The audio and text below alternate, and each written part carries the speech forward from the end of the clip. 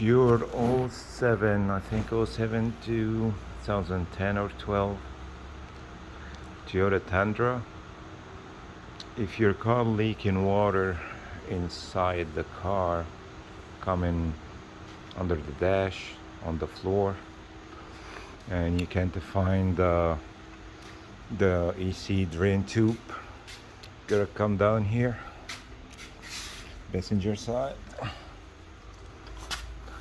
and this is the transmission.